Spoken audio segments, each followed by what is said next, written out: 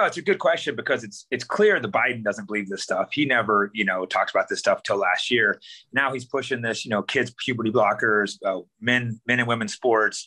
It's nonsense. So it makes you wonder who is pushing it. Now, I don't know the answer to that, but it's also clear that Biden's not the one leading the country either. So I don't really know who's making these decisions, but it's not Biden.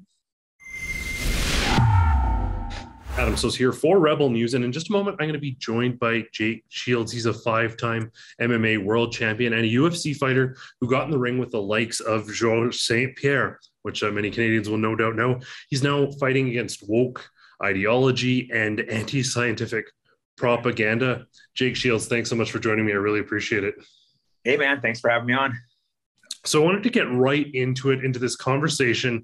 There's a lot of athletes, celebrities, whatever it may be, who are starting to take a stand, starting to criticize and question the mainstream narratives. I just wanted to gather kind of what's been your response as someone within the MMA community, a well-established, known athlete with a pretty big following, daring to question some of the mainstream narratives out there.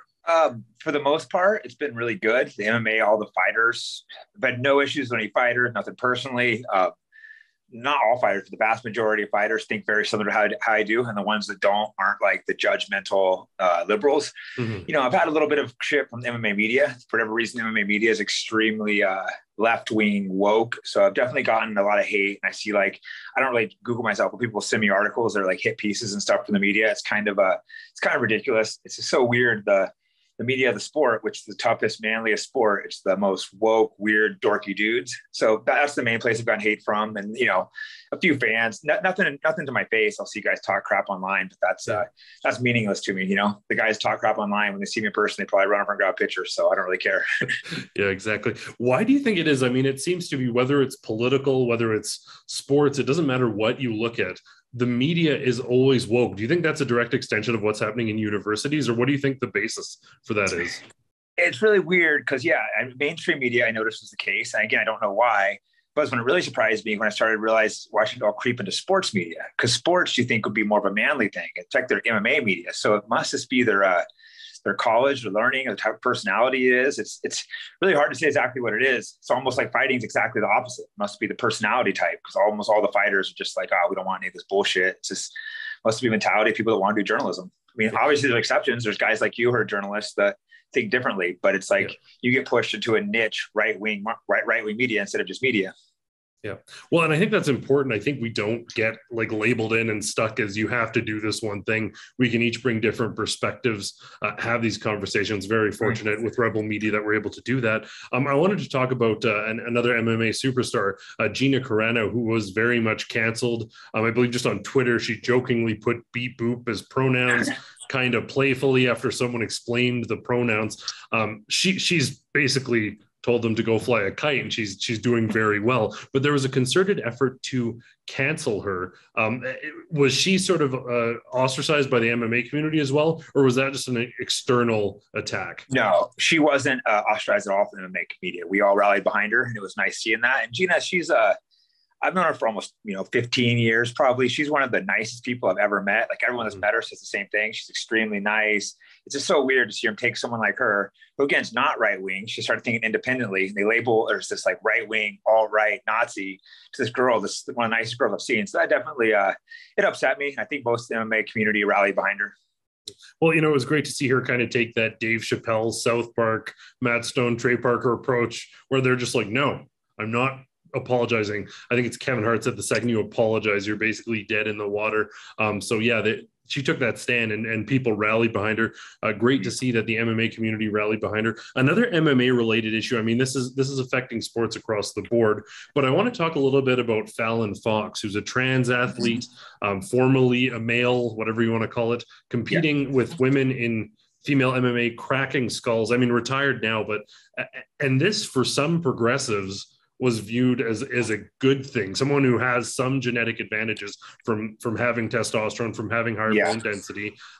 What was the response with, I mean, obviously it was a divided issue, but what was the response from you and from some of your friends within the community itself? MMA community is universal. That's absolutely absurd. Every single girl I've talked to, every single guy I've talked to, I mean, girls more so because they're the ones being robbed, but it's just the difference in athleticism as a professional athlete is just so extreme. That's why, I mean, there's a reason why people get mad about domestic violence, because the guy beats up a girl. We know it's wrong, but yet by calling it progress and saying they're a woman, we're going to allow it. It's one of those issues that's just so beyond confusing, because literally every single person could look at that and say it's right, but then half people are just going to stay quiet and pretend like it's not happening. That's what really like weirded me out when I saw like these people competing and everyone in the crowd just staying quiet and like cheering for them. It's like, wait, how are you pretending like this is okay when it's so obviously wrong? And that's that's one of the things that made me start speaking my mind. Yeah. It's interesting. I believe it was FINA, but it was one of the aquatic associations that manages swimming. They actually came out and they were one of the first groups to say like, no, this isn't right. We're not going to allow this anymore. The Biden administration actually sought to override that with a sort of ruling stating that people can compete wherever they want. A judge has struck that down, or at least paused it for the time being. But who are the people making these absurd decisions that they don't understand that men and women can't exactly compete on the same plane? It's a good question, because it's clear that Biden doesn't believe this stuff. He never, talks about this stuff till last year. Now he's pushing this, kids puberty blockers, men and women's sports. It's nonsense. So it makes you wonder who is pushing it. Now, I don't know the answer to that, but it's also clear that Biden's not the one leading the country either. So I don't really know who's making these decisions, but it's not Biden. Yeah. Another sort of issue here that relates to sports as well, and I know it's something that you speak to at length on social media, we're seeing these young, healthy athletes. Sorry guys, YouTube doesn't want you watching this content. They don't think you can handle it. So if you want to see the real deal, you got to go to rebelnews.com as always, or you can click the link in the description below. Well, Jake Shields certainly isn't alone in his efforts to question and challenge mainstream narratives. That's precisely what we do here at Rebel News, and we don't get massive government bailout money to do it. We rely on support from people like you to tell the other side of the story. So please consider subscribing to Rebel News Plus for $8 a month or less. You get access to our member exclusive shows and ad-free browsing on our website. Plus you make this important work that we do possible.